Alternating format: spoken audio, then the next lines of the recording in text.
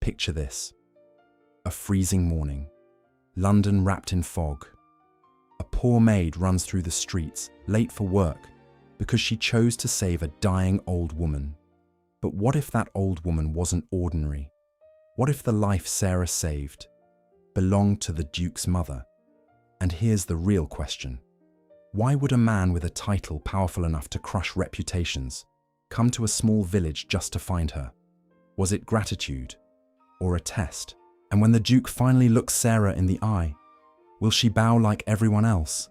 Or will she be the first woman to make his cold, untouchable mask crack? Stay with me, because what happens inside that mansion isn't just romance. It's war, wrapped in silk. If you love intense period drama with dangerous chemistry, subscribe right now. Like this video to support the channel and share it with someone who lives for powerful love stories. Now, let's begin. Fog lay over the village like a held breath, cold enough to sting the lungs and damp enough to cling to wool and skin. Cobblestones sweated underfoot. Chimneys exhaled the bitter scent of coal, and somewhere a church bell tolled with the patience of stone, counting out a morning that did not care who was hungry and who was late. Sarah moved through it all with her jaw set and her eyes forward, a thin figure wrapped in worn fabric that had seen too many winters. The market was already awake. Barrels scraped, baskets thudded, voices rose and fell like rough music. Silk brushed past her once, the whisper of a lady's skirt escorted by laughter that sounded too clean for the air. Men in good boots avoided the puddles. Children with bare hands did not. Sarah avoided neither puddle nor gaze. She had learned early that looking down made people think you were willing to be stepped on, and she was not. She carried a small parcel tucked under her arm, the last of yesterday's bread wrapped carefully as if hunger could be postponed by dignity. Her employer expected her before the second bell. The woman who paid her wages measured worth in minutes and obedience. Sarah measured it in what a person did when nobody important was watching. A cry tore through the fog, not loud but sharp, as if it had been swallowed and then spat out. People turned, a cluster formed. Then, almost at once, it loosened again, as if fear had elbows and pushed them back. On the ground lay an old woman in clothes too fine for the street, dark velvet dampened at the hem, gloves stained with mud, a delicate bonnet knocked askew. Her breath came thin, uneven, each pull of air sounding like it might be the last. A man hovered and then stepped away. A vendor muttered that it was not his business. Someone said they should send for a constable, as though authority could persuade death to wait. Sarah cut through them. She dropped to her knees without asking permission from the crowd or the morning. Up close, she smelled something beneath the damp perfume, something metallic, intimate, frightening, blood or sickness, the body's quiet surrender. "Move," she said, and the word was not a plea. It was command shaped by necessity. A woman protested that touching a lady of quality could bring trouble. Sarah's gaze snapped up, quick as a blade. Trouble is letting her die because you're afraid of your own shadow. She slipped her own scarf free and pressed it gently against the old woman's throat and chest, trying to keep warmth where warmth mattered. The woman's skin was cold, but not empty. There was fight still, stubborn and faint. Sarah leaned in, listening to breaths that stumbled, and spoke with a steadiness she did not entirely feel. "Stay with me. You will not leave in the street." The old woman's eyelids fluttered. Her lips parted, forming a name like a secret forced into daylight. "Marcus."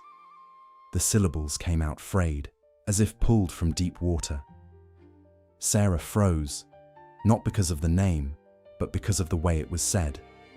Not flirtatious, not casual, but anchored by blood and history. Then the old woman's hand twitched, fingers curling weakly, and Sarah caught sight of what the glove could not hide. A ring. Even in the fog, even under grime, the crest was unmistakable, carved with crisp authority, a symbol stamped into gold as if it expected the world to bow. The kind of ring that did not belong to a woman alone in a village street. The kind of ring that belonged to a house with servants, gates, and power that traveled faster than rumors. The crowd drew in a breath together. A murmur ran through them like a rat in the walls. Sarah did not release the woman's hand. She held on, feeling the fragile pulse that insisted on remaining. Footsteps approached, measured, disciplined. Not villagers, not merchants. Shoes that did not hesitate at wet stone. A shadow fell across the fog, and a voice, controlled, urgent, cut through the murmurs. "Where is she?" They came through the fog with the quiet certainty of men who belonged to someone important. Dark coats, clean lines, the faint scent of leather and bay rum cutting through the village's wet, cold breath. One carried a lantern that seemed unnecessary in daylight, as if he mistrusted every shadow. Another kept his hands close to his sides, not empty-handed in spirit. Sarah did not step back. She remained kneeling on the cold stone, the old woman's wrist cradled in her palm, the pulse a delicate insistence. Around them, the crowd shrank into a circle of nervous faces, eager to witness, unwilling to be seen witnessing. "Here," Sarah said, and her voice did not tremble. The man who had spoken first crouched, his eyes flicking over the fallen woman with something like alarm he refused to show. "My lady," he breathed, and the title landed heavy. Undeniable, the old woman's lashes moved again. Her mouth formed sound without strength. The man leaned closer, listening as though every syllable might be an order that could save her. Whatever she gave him was too soft for anyone else. His jaw tightened. "Help her," Sarah demanded, not to the crowd, but to the men.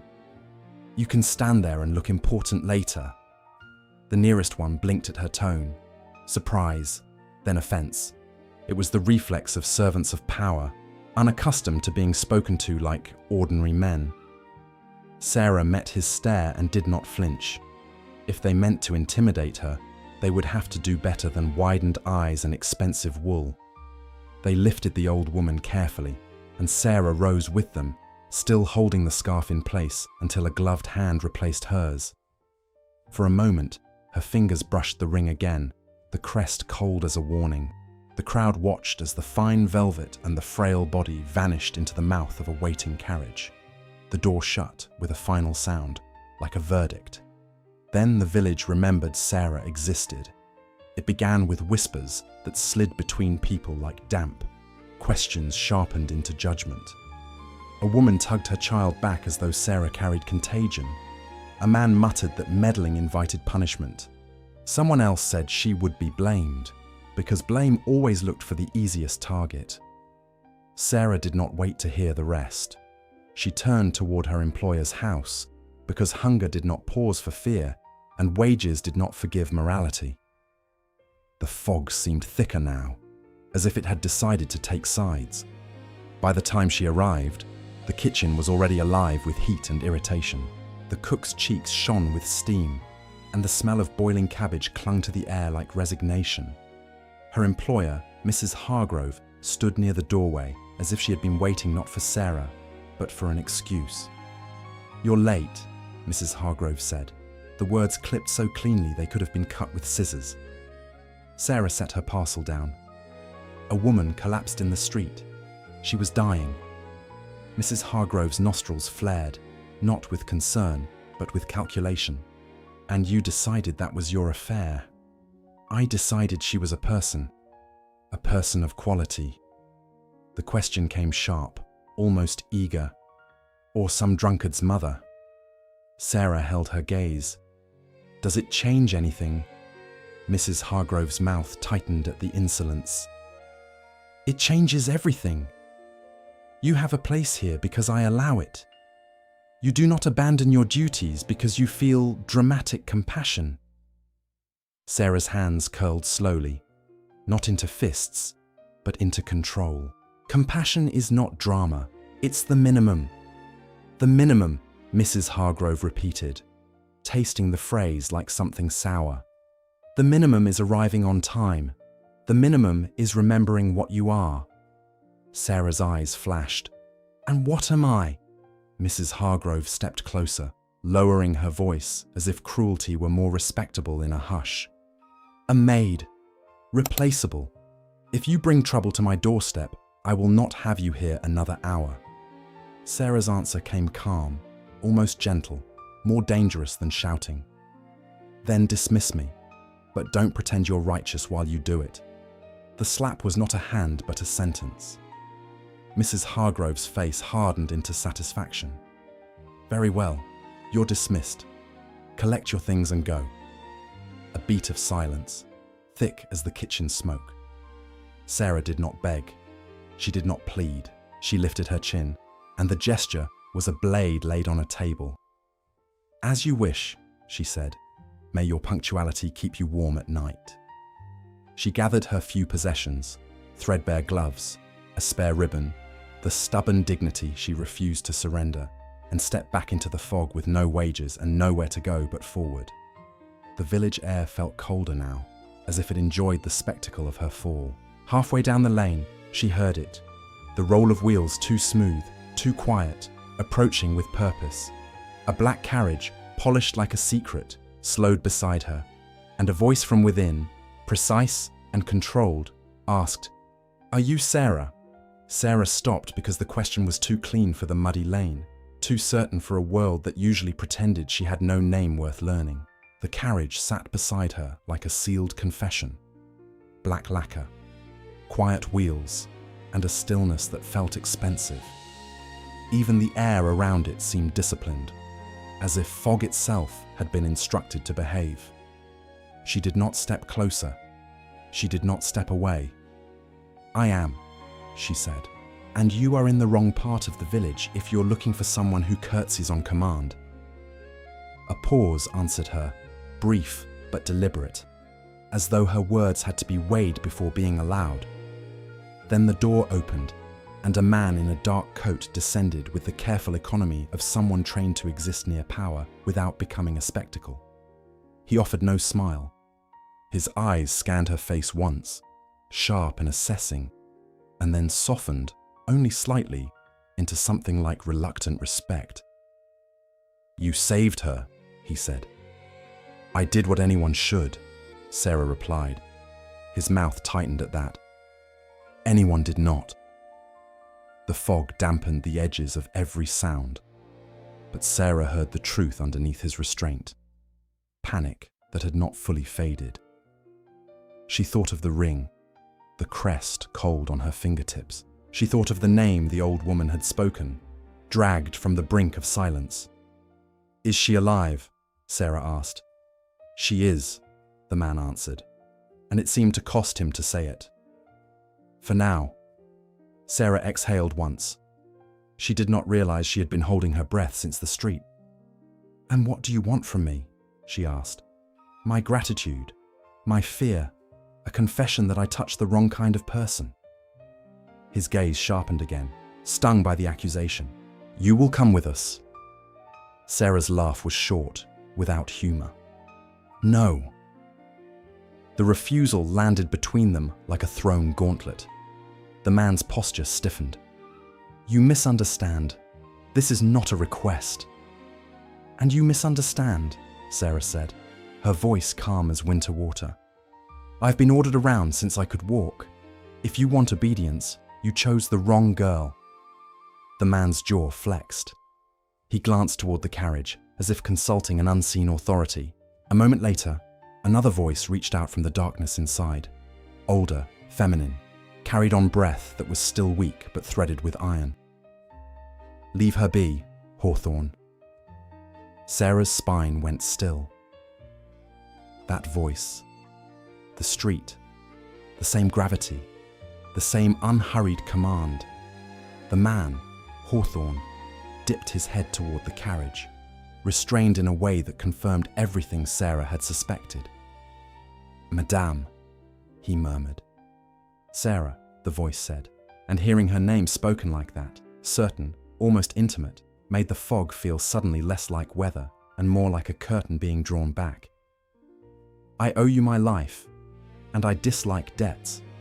Sarah stepped closer, not because she was compelled, but because she refused to be afraid of mysteries. The scent that drifted from the carriage was not perfume now, but medicinal bitterness layered over lavender and polished wood. Inside, the old woman lay propped against cushions, pale as milk glass, yet her eyes were awake, bright, watchful, unimpressed by death's attempt. "You should be in bed," Sarah said before she could stop herself. A faint curve touched the woman's lips. "And you should be more cautious with your tongue." "I'm cautious with what matters," Sarah replied. "Good," the woman said, and the words sounded like approval dressed as criticism. "Caution with the wrong things makes cowards. The world has enough of those." Hawthorne shifted, uneasy. "Madam, the doctor." "Will arrive when he arrives," the woman cut in, effortless. "And if I am to be scolded, I prefer it from the girl who refused to let me die in the street." Her gaze held Sarah's, weighing her with the same quiet ruthlessness the village reserved for coin. "They dismissed you," she said, not as a question. Sarah's chin lifted. "Yes, for saving me." "For being late," Sarah corrected, eyes flashing. "Saving you was simply inconvenient to a woman who worships clocks." A small sound, almost a laugh, escaped the old woman, thin but real. "Then the clock worshipper is a fool." Sarah did not bow. She did not thank her. "You still haven't told me who you are." The old woman's fingers moved, and the ring caught what little light the fog allowed. "Some call me the Dowager Duchess of Ravensmere," she said. "Most call me dangerous when I am displeased." The title should have struck Sarah silent. It did not. Instead, something in her sharpened. Anger, perhaps, at how the world bent for names while it crushed bodies without them. "So," Sarah said, tasting the word like a test, "a duchess." "A widow," the duchess corrected softly, "and a mother." The air seemed to change, as if the carriage itself had drawn a deeper breath. Hawthorne looked away. Sarah felt the name again, Marcus, like a thread pulled taut. The duchess studied her a moment longer, then spoke as if deciding a matter that had already been settled. "My son is returning," she said, "and he will want to meet the girl who defied a village for a stranger." Sarah's eyes narrowed. "Does your son usually reward defiance?" The duchess's smile was almost tender, almost cruel. "He usually punishes it." And in the next beat, the fog carried a distant sound, wheels on stone, faster than before, approaching with purpose that felt like a storm choosing a direction. The sound reached them before the carriage appeared, wheels cutting through wet stone with disciplined speed, hooves striking like punctuation in a sentence nobody dared interrupt. The village, so loud a moment ago, seemed to shrink into itself. Even the fog felt suddenly wary, thinning as if it wanted to witness and yet remain unseen. Hawthorne stiffened. The Dowager Duchess's gaze did not shift, but something sharpened behind it, a private readiness that had nothing to do with frailty. Sarah stood in the lane with her hands at her sides, the last of her wages already gone, her dismissal still warm like a bruise. And she discovered that she was not afraid, or perhaps she was, but she refused to feed it. The approaching carriage was not polished secrecy like the one behind her. This one announced power without apology, larger, heavier, bearing the kind of crest that turned heads even in bad weather. It slowed with the confidence of a man who assumed the road belonged to him. When it stopped, the silence around it deepened, as if every ear in the village had been trained to listen for the same name. The door opened. He stepped down without hurry. Tall, broad-shouldered, wrapped in a dark coat that looked cut from the night itself. His presence changed the air, as though it had been compelled to straighten. Water clung to the hem of his boots, and yet he moved as if he did not acknowledge mud, cold, or inconvenience. A faint scent of rain and leather followed him, clean and severe. Marcus. Sarah did not know his face, but she recognized him the way the body recognizes danger, by instinct, by pressure, by the sudden awareness of being measured. His gaze swept the lane once, taking in villagers, fog, hawthorn, the carriage with his mother inside. Then it landed on Sarah and held. It was not a curious look. It was an ownership look, a verdict waiting to be spoken. Hawthorn bowed. "Your Grace." The title made the villagers flinch as if struck. Sarah did not move. Marcus's eyes narrowed, not at the crowd, not at the weather, but at her. "You," he said, and the single word carried a weight that implied he had already decided what she was. Sarah lifted her chin. "I have a name." His mouth did not soften. "So I've been told." The Dowager Duchess's voice drifted from within the carriage, strained but unmistakably pleased. "Marcus, do not glower at the girl. She is the reason I am breathing." He did not look away from Sarah. "And she is the reason you were lying in the street." "She is the reason I was not left there," his mother corrected. Marcus's jaw tightened. The edge of anger sat on him like frost. Beautiful, dangerous, controlled. "Why did you touch her?" he asked Sarah. And it was not truly a question. It was an accusation dressed as etiquette. Sarah felt the old outrage rise, the familiar, bitter taste of being treated as if her hands were dirty by nature. She did not swallow it. She let it sharpen her voice. "Because she was dying," Sarah said evenly. "And because everyone else decided watching was safer than helping." A ripple moved through the onlookers. Hawthorn's eyes flashed a warning.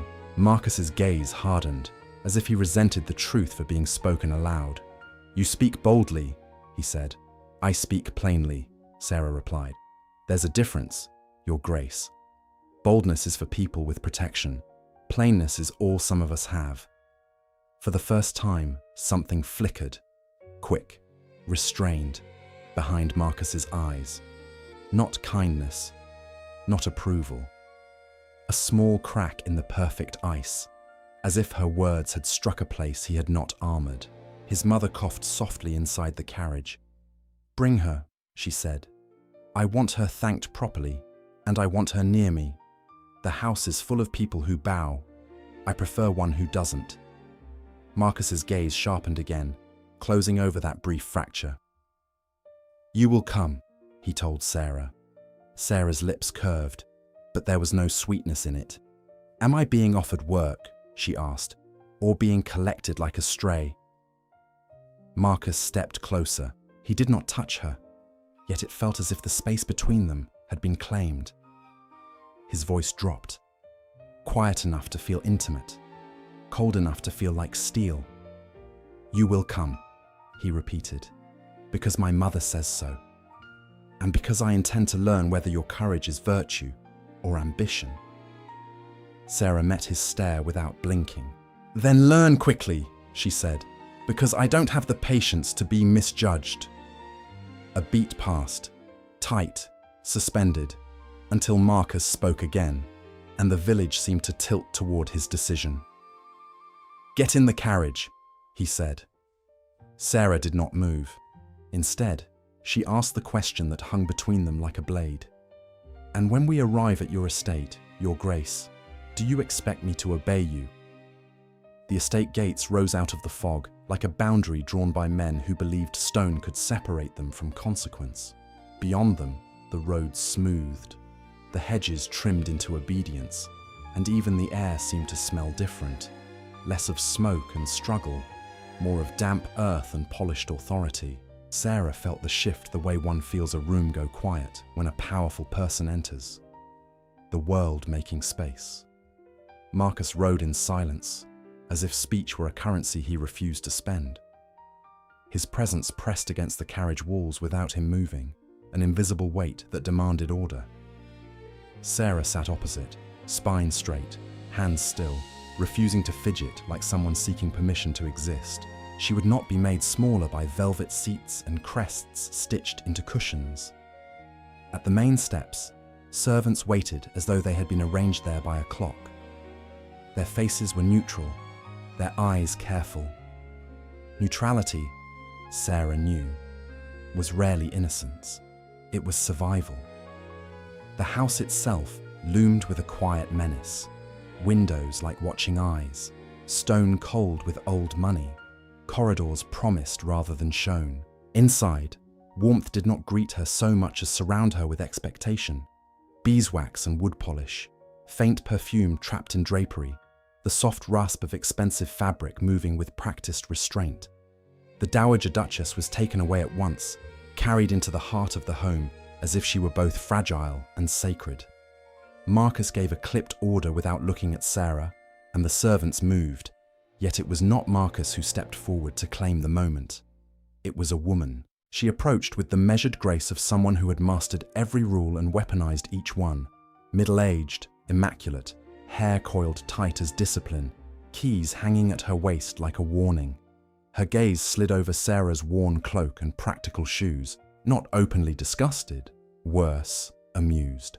"I am Mrs. Draycott," she said, voice smooth as polished silver, "housekeeper of Ravensmere. Her Grace has instructed that you be accommodated." Accommodated. The word carried the same warmth as a locked door. Sarah met her smile without returning it. How generous. Mrs. Draycott's eyes sharpened, catching the tone. "You will find," she murmured, "that this house runs on precision. We do not reward chaos." "I don't require rewards," Sarah replied. "Only fairness." A pause, thin and dangerous. Mrs. Draycott's gaze flicked briefly to Marcus, as though seeking confirmation of where power truly sat. Marcus watched them both with unreadable calm. But Sarah sensed something in the stillness. He was observing, weighing, letting the house test her. Mrs. Draycott's smile returned, smaller now. "Fairness," she repeated softly, as if tasting an unfamiliar word. "An ambitious thing to demand from stone and title." "I'm not speaking to stone," Sarah said. "I'm speaking to people." That earned her a glint of something sharp from Mrs. Draycott. Resentment, perhaps, or the insult of being addressed as human rather than institution. She turned slightly, signaling a maid to step forward. "Take her to the servants' wing," Mrs. Draycott instructed. "Give her a room suitable for temporary arrangements." Temporary. Sarah caught it, and so did Marcus. His eyes lifted, a fraction colder. "She stays under my roof," Marcus said, voice quiet but final. "No one decides her place without my word." Mrs. Draycott bowed her head. "Of course, Your Grace." But when her gaze rose again, it pinned Sarah with a promise made without sound. "You do not belong, and I will prove it." Sarah's lips curved, faint and fearless. She leaned closer just enough for Mrs. Draycott to hear the truth beneath the civility. "Then try," Sarah whispered. They led her down corridors that narrowed as they descended, the grandeur thinning into function. The air changed, less perfume, more starch and soap, the steady heartbeat of labor. Still, even here, the house watched. Doors lined the passage like sealed mouths. Somewhere water ran, and somewhere else a distant clock ticked with relentless certainty. Sarah's assigned room was small but clean, with a single window that showed only fog and the edge of a walled garden.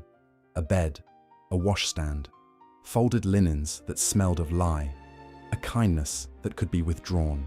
When the maid left, Sarah remained standing, listening. The silence here was not peace. It was surveillance. She touched the scarf she had used on the Duchess, still folded in her pocket like evidence. Then, outside her door, footsteps paused, slow, deliberate, unmistakably not a servant's. And Marcus's voice, low as thunder held back, slipped through the wood. "Do not assume you are safe in my house, Sarah." The door remained closed, yet Marcus's words lingered in the narrow corridor like a hand on the throat, controlled, intimate, warning and challenge braided together. Sarah did not answer at once. Silence, she had learned, could be a weapon as sharp as speech. She crossed to the washstand and poured water with steady hands, refusing the tremor that the house seemed designed to invite. The water smelled faintly of iron, and the chill of it bit her fingers as if to remind her where she stood, inside someone else's kingdom. When she finally spoke, she did not raise her voice. She did not need to. "Safety isn't something men like you grant," she said through the wood. "It's something people like me learn to live without." A pause followed, long enough to feel deliberate. Then his voice returned, lower, as if he had stepped closer. "And yet you walked into my gates." "I walked," Sarah replied, "because your mother asked, not because you commanded." Another silence, heavier now. She could almost hear the shape of his restraint, the effort of it. Then the footsteps retreated, measured, leaving the corridor empty and the air colder than before. Sarah exhaled once, slow. The house was vast, but it pressed inward, as if every wall had been built to remind the world who held power. She unpinned her hair, letting it fall in a dark wave across her shoulders, and for a moment she allowed herself the smallest ache. Not fear, not regret, only the weight of being watched and judged by people who mistook poverty for permission. By morning, the servants' wing hummed with quiet motion. Starch and soap, the scrape of brushes, the muted clink of metal. Sarah moved among them with her spine straight, offering no apologies for existing. The eyes that followed her did not belong to one person. They belonged to a system. Curiosity, suspicion, a hunger for scandal dressed as propriety. Mrs. Draycott found her in the corridor like a spider appearing at the center of its web. The keys at her waist gave a soft, smug chime with every step. "You'll report to the house steward first," Mrs. Draycott said, as if Sarah had already agreed to be arranged. "Then you will be assigned tasks appropriate to your experience." Sarah's gaze flicked to the keys. "Appropriate," she repeated. That word again. Mrs. Draycott's smile was thin. "You would do well to remember you are here by Her Grace's whim." "I'm here," Sarah said, "because I chose not to let her die. If you call that a whim, we have different definitions of dignity." A flush rose beneath the housekeeper's composure. Faint but real, she recovered quickly, smoothing it into sweetness. "Dignity," she murmured, "is best displayed through obedience." Sarah stepped closer, not invading, simply refusing distance like a frightened animal. "Then you won't see much dignity from me." Mrs. Draycott's eyes hardened. "You will see," she said softly, "that this house corrects those who do not learn." Tasks began at once, small humiliations disguised as routine. Linen moved from one room to another for no reason. A schedule changed without notice. A tray placed in her hands grew heavier with each silent expectation that she should falter. Yet Sarah did not falter. She watched patterns, listened to pauses, noticed who looked away too quickly and who looked pleased when she was burdened. At midday, she was sent upstairs with fresh linens for the Dowager Duchess's rooms. The corridor there smelled of lavender and medicine, of old money and older secrets. A maid stood outside the door, pale and anxious. "She's awake," the maid whispered, as if wakefulness were dangerous. Sarah entered without ceremony. The Dowager Duchess lay propped against pillows, face still too white, eyes still too alive. She studied Sarah as if reading a page only she could see. "They are sharpening their knives already," the Duchess said. Sarah did not pretend surprise. "I felt the first cut before breakfast." A faint smile touched the older woman's mouth. "Good. That means you are not dull."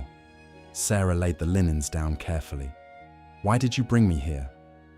The Duchess's gaze drifted toward the window, where fog pressed against the glass like an eavesdropper. "Because my son needs someone who does not fear him," she said.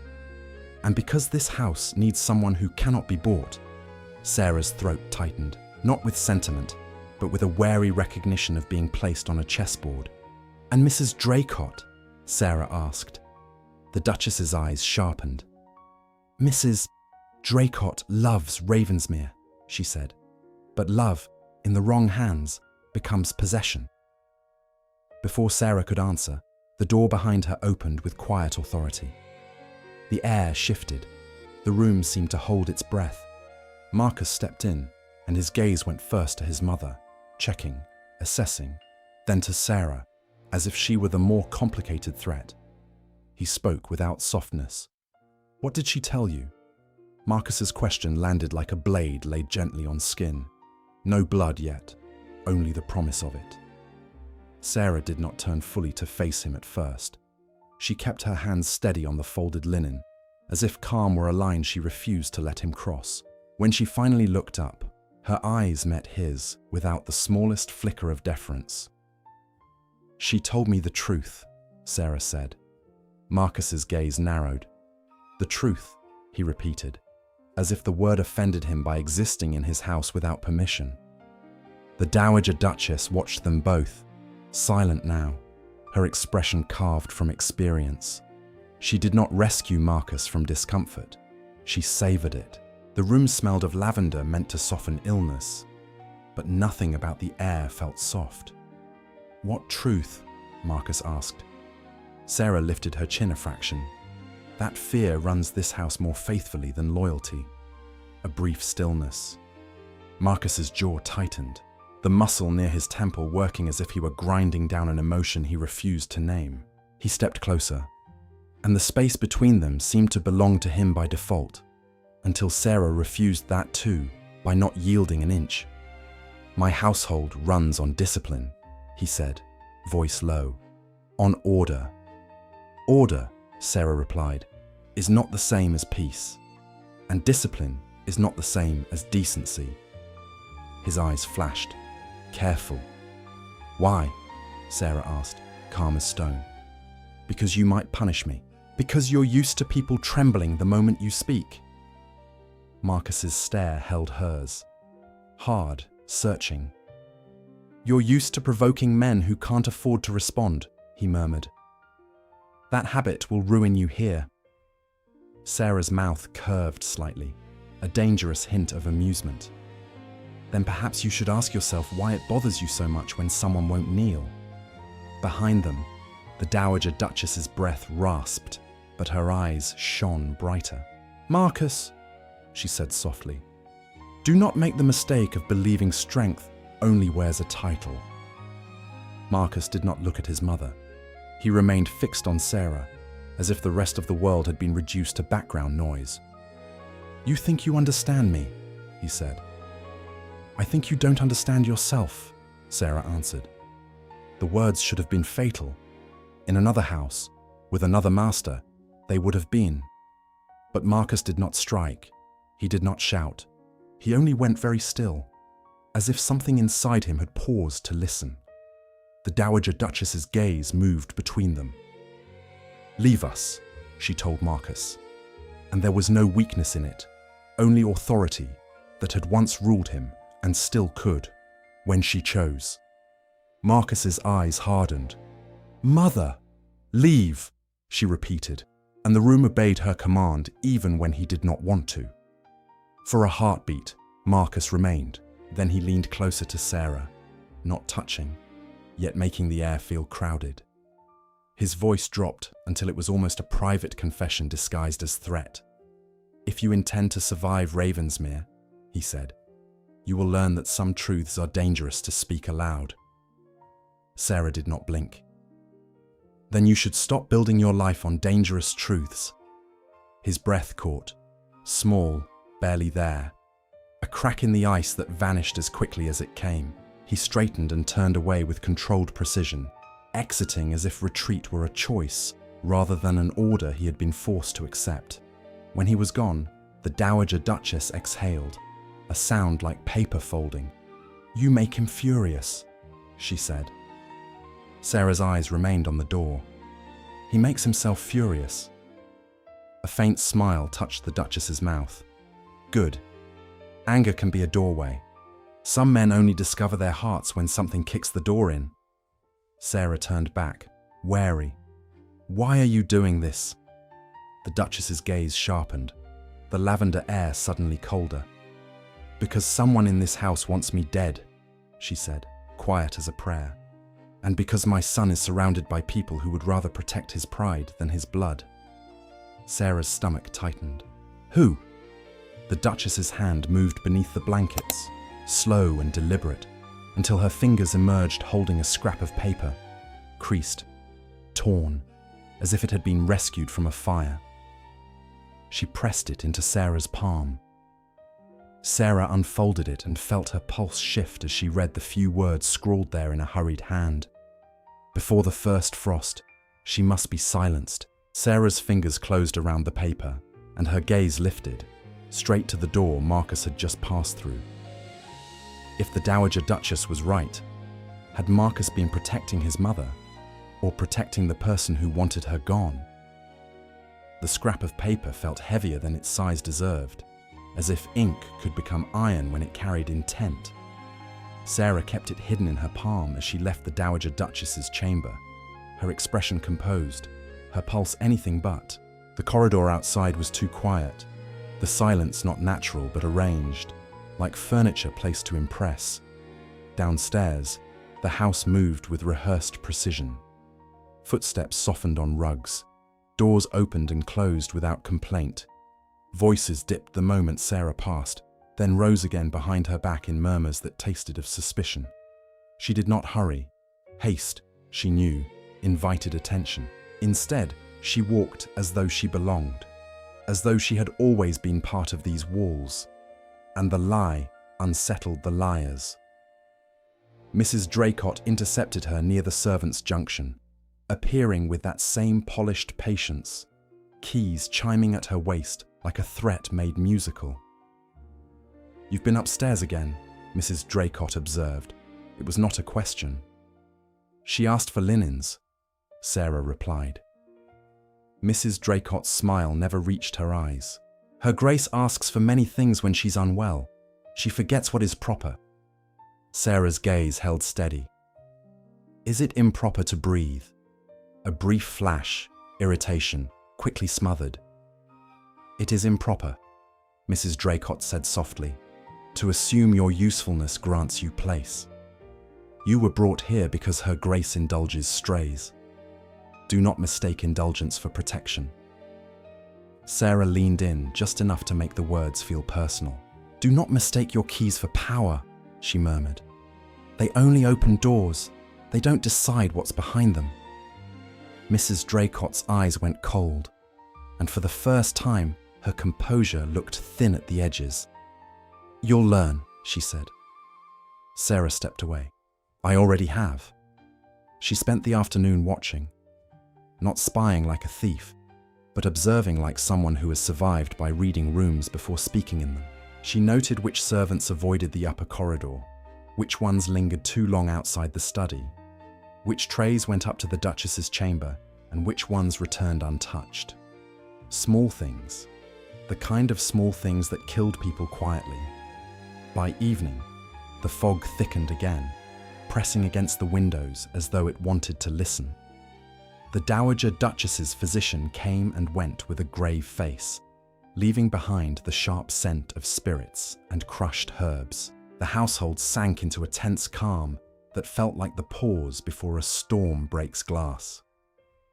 Sarah carried a basket of clean towels past a side passage and heard a voice, low, clipped, unmistakably Marcus, speaking behind a half-closed door. "No one enters her rooms without my permission." Another voice answered, careful and smooth. Sarah could not place it, only the way it bent like silk around something hard. "Of course, Your Grace, we all want what is best for her." Sarah's fingers tightened around the basket handle. Best. The word had too many uses, too many knives hidden inside it. She moved on before she could be caught listening, but the echo followed her like an unseen hand. Marcus was tightening control. Yet someone had still managed to slip a death promise close enough for his mother to find it. Either his control was an illusion, or the threat lived inside the circle he trusted. Later, as the house settled and lamps were dimmed, Sarah found herself in a narrow corridor lined with portraits that watched without warmth. She had been sent to fetch a book from the library for a restless maid, a meaningless errand that felt too convenient to be chance. The air here smelled of leather bindings and dust, rich and old, as if knowledge itself had been locked away and fed on silence. When she turned the corner, Marcus was there, not in full daylight authority, but in the private tension of late hours, coat loosened, hair slightly unruly, eyes darker in the lamplight. He looked like a man who had been carrying the weight of his name all day and had found no place to set it down. He blocked the corridor without touching her. "You're everywhere," he said. "I walk where I'm told," Sarah replied. "Your house enjoys telling me things." His gaze flicked to her hands, to the basket, to her face again. "My mother speaks to you. She speaks to anyone who listens," Sarah said. "That's rarer than you think." A muscle in his jaw worked. "What did she give you?" The question sharpened the air. Sarah's heartbeat answered, but her face did not.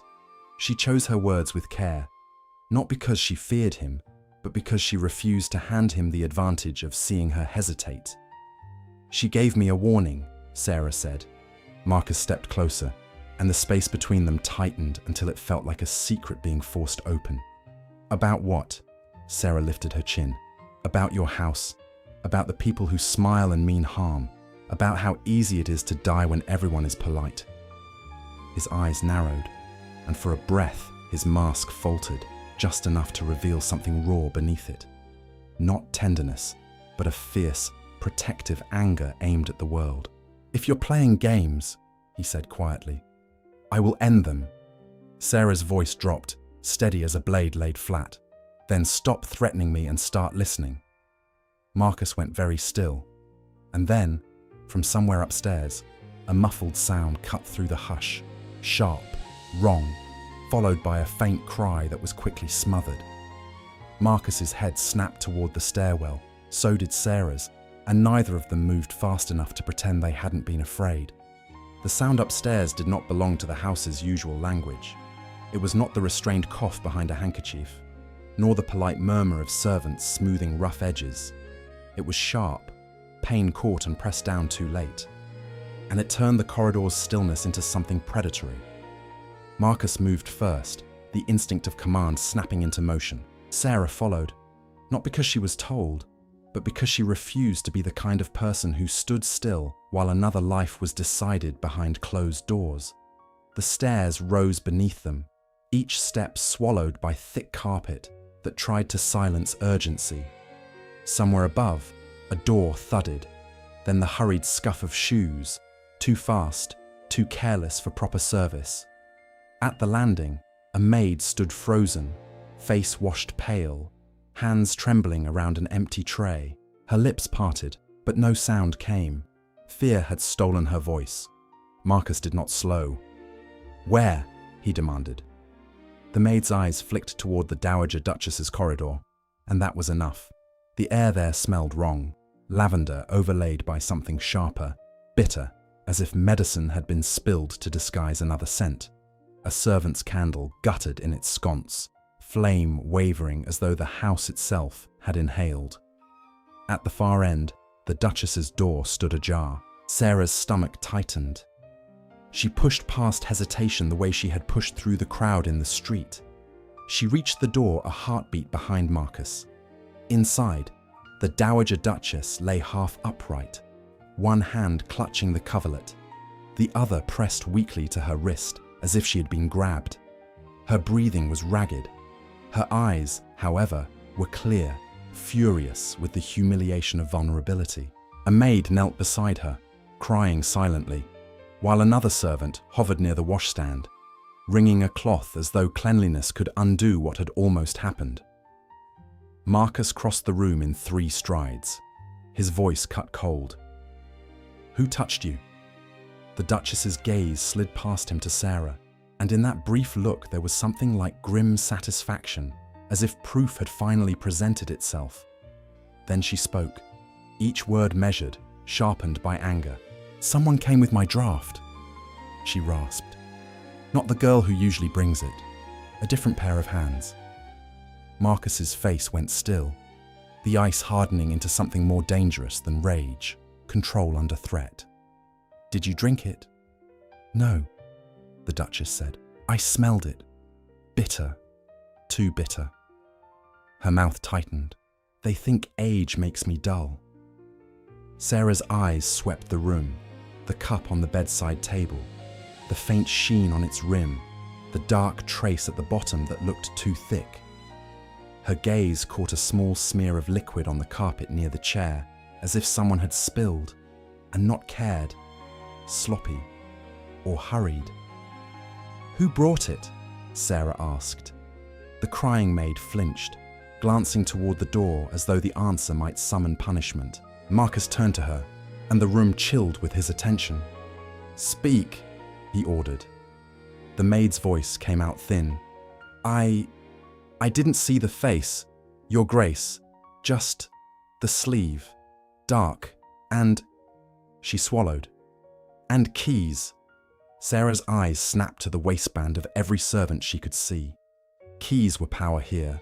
Keys were permission. Marcus's gaze did the same, sharper, quicker, as if the word had struck a nerve. The Duchess coughed, then lifted her chin with effort. "Do not let them hide behind your pride, Marcus." His jaw flexed.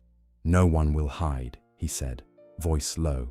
He turned to the servants clustered near the door, his tone turning to iron. "Lock this corridor. No one leaves this floor until I say." A ripple of fear, a shuffle, obedience. Sarah stepped closer to the bedside table, studying the cup without touching it.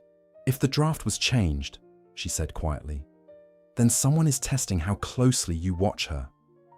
Marcus's eyes flicked to her. "And how closely you watch," he replied, as if the thought tasted like a threat. Sarah met him without blinking. "Good. Let them learn. I'm paying attention." A sudden commotion rose from the corridor, footsteps retreating fast, a door opening too quickly, the soft jangle of metal in motion. Marcus's head turned, predatory. Sarah's pulse jumped. Somebody was running. The fleeing footsteps stitched panic into the corridor's hush, the metallic jangle of keys striking the air like guilt made audible. Marcus moved with the certainty of a man who had been obeyed his entire life. Fast, silent, inevitable. Sarah followed with a different kind of certainty, the kind born from having nothing to lose but her conscience. They reached the stairwell as the runner turned, a dark shape slipping between shadows, trying to become part of the house's breathing. For a heartbeat, the figure was only movement, coat hem, gloved hand, the flash of metal at the waist.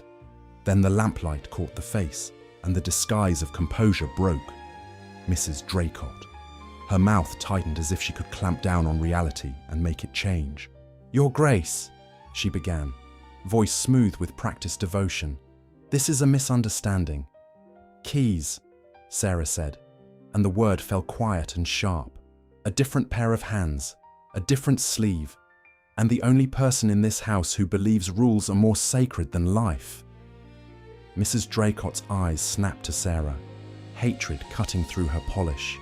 "You," she hissed, the first honest sound she'd made.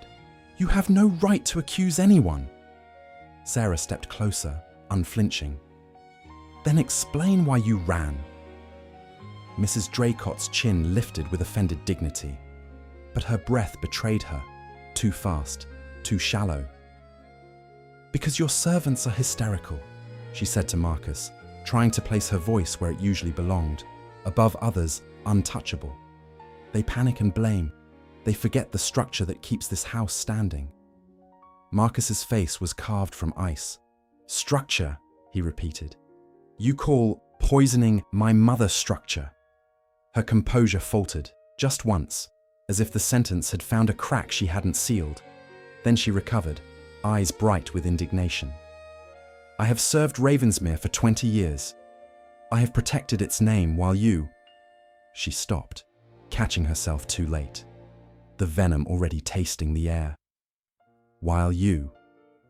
The unfinished accusation hung there, loud in its silence, the fog outside pressed against the windows, as if it wanted to listen.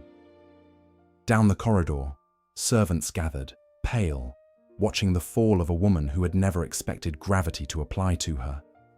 Marcus stepped closer until Mrs. Draycott's smile had nowhere to hide. "Say it," he murmured. "Finish the sentence." Mrs. Draycott's mouth trembled, not with fear at first, but with rage at being cornered. "You were absent," she spat finally, the mask sliding. "You left the house to rot in sentiment and weakness. The dowager clings to the past, and you allow it. You let her rule you with guilt." A low sound escaped Marcus, almost a laugh, almost a snarl. "So you decided to end her."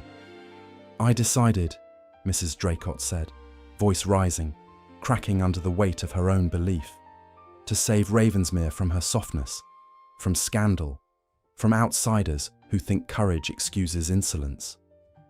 Her gaze cut to Sarah like a whip. "From girls who don't know their place." Sarah's voice was calm, and that calm was a blade. "My place is wherever a life is being threatened." Mrs. Draycott's expression contorted. "You think this is virtue? You think you're some moral heroine?" Her breath came fast now, the words spilling like something she'd held back for years. "Men like him don't choose girls like you. They use you. They discard you. And this house, this name, survives only if someone is willing to do what must be done." Marcus's eyes flickered. Pain, fury, something older and darker than either. His voice dropped, lethal in its restraint.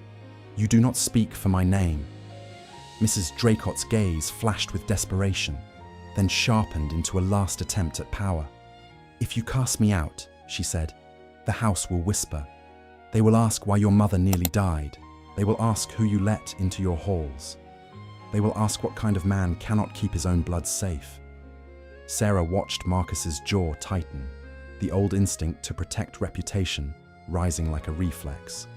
And then, finally, his mask cracked, not into softness, but into truth.